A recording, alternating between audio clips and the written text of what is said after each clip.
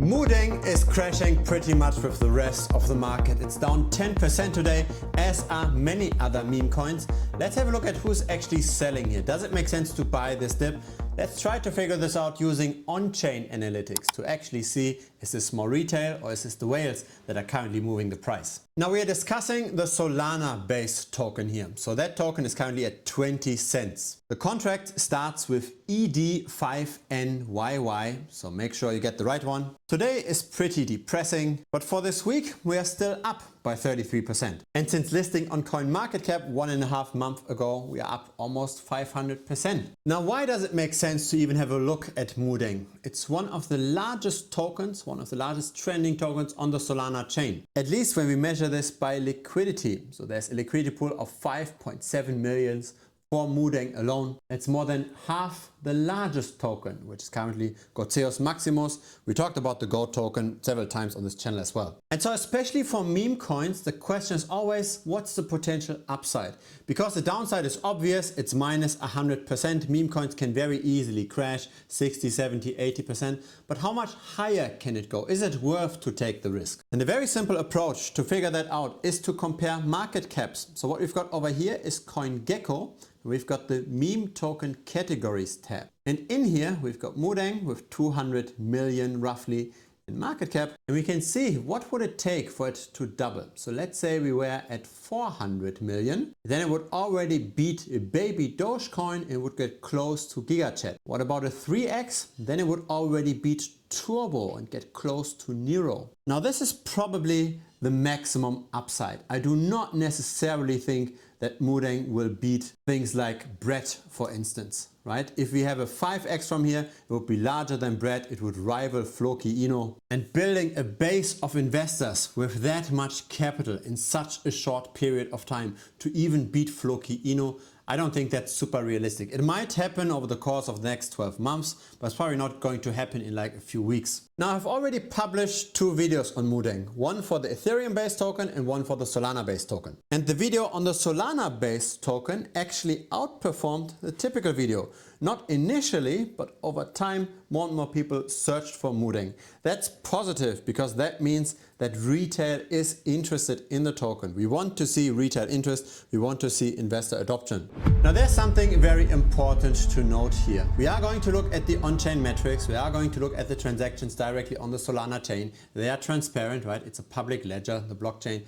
But the issue is that not all of the transactions, not all of the Moodeng value is transacted on Solana, even though there is a big liquidity pool. Because have a look at this. Most trading volume happens on BitGet, followed by Gate.io, followed by MEXC. Radium has only 7% of trading volume, Radium being the decentralized exchange on Solana. Unfortunately, we can only look into that trading volume. Only that is transparent. And so let's work with what we've got. Let's try to figure out what actually caused this massive 80% drop. And then of course, we want to know what's causing this current rally. Let's have a look at the number of first-time traders versus new traders on chain. We want to see a growing investor base. The more people buy a token, the higher the price can potentially go. And on the left side, we see exactly that. The first-time traders are in purple, the recurring traders are in orange.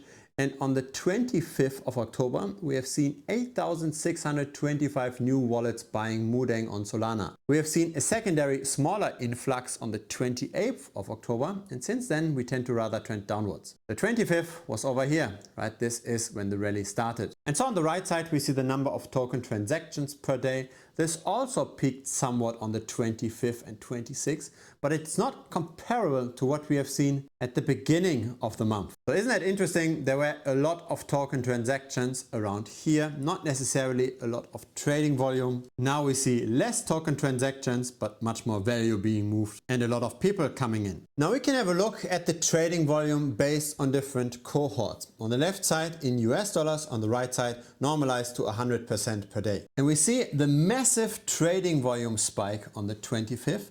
And now the question is, what's causing this? Is this the whales? Is this small retail? Is this medium-sized retail or large retail? Let's start off with small retail. So that's the wallets with up to $1,000 worth of the token. We see that the peak on the 25th is roughly double the size, a bit more than that, compared to the peak on the 27th. We can see that the peak on the 25th of October is roughly double the size of the peak on the 27th of September. We can see that for medium-sized retail, so that's not the wallets between $1,000 and $10,000, the secondary peak is not as large as the first peak, or rather the growth isn't as large, right? It's only 50% larger compared to the first peak. For the wallets between $10,000 and $100,000, we see a 2x roughly. The mega whales aren't that much involved, so that's all the wallets that have more than $100,000 worth of the token. Now we can see that initially the small retail investor was pushed out of the market, as in medium-sized retail and large retail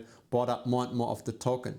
This happened up until the 28th of September. The 28th of September was over here. We then see how trading volume grew for small retail. In other words, small retail was attracted by that price appreciation and then bought the bag from those whales. We continue to see that small retail is a significant fraction of trading volume. However, the 25th of October was dominated by the larger players. They caused this rally yet again. Much faster, of course, this time compared to the rather gradual rally in September. And so it's very important to continue watching the whales, right? If the whales aren't getting involved again in Moodeng, then very likely they're going to continue selling off the token as they have done in the past. It looks like they're not playing as easy of a game as before. They're not just gradually dollar cost averaging in. It seems like now they do the classic pump and then potentially dump. You can also see this just today, right? The number of buyers is larger than the number of sellers, yet we see that the price is going down by 10%. In other words, the sellers move more money than the buyers. It's the whales that take some profit. Now, how can we beat the market? How can we figure out what those whales are doing? I like to use wallet tracking. So this channel has a premium membership and we track various wallets of influencers and of top traders in premium. So there's a dedicated influencer trade channel, and over here we see that Archie Lim bought some Moodeng for 14 cents, and that was on the 8th of October. We also saw other influencers getting involved. For example, Kyle Chessy. We've got 12 of his wallets. Here's his YouTube channel. He's got 133,000 subscribers. We've also got wallets by Crypto Banter, 33 of them. We've got wallets by Alex Becker, also wallets that aren't that well known. And we've got 6 wallets by Paulo Sol. We've got more than 400 wallets that we track now overall. There's a tutorial course on how to find wallets, how to track them, and how to then interpret those different tracking signals. It's 8 videos in total. It's also part of premium. And it's not just all about wallet tracking. It's also about portfolio management, about risk management, about macro indicators, etc. More than 100 tutorial videos in total. Now, besides the alerts, it's always good to also bounce off ideas with other community members, right? When are they buying and selling? And so there are dedicated chats for the individual altcoins in premium as well. So yes, I believe that Moodeng is somewhat of a dangerous token right now. All of the price action is pretty much dictated by the whales. They are now pushing up the price, and in the past they have dumped quite heavily, suppressed the price by more than 80%. If you got some value out of this video, feel free to subscribe. I publish videos regularly. I would also very much appreciate if you gave this video a like, because that helps the channel grow. And of course, see you in the next video or potentially in premium. Cheers!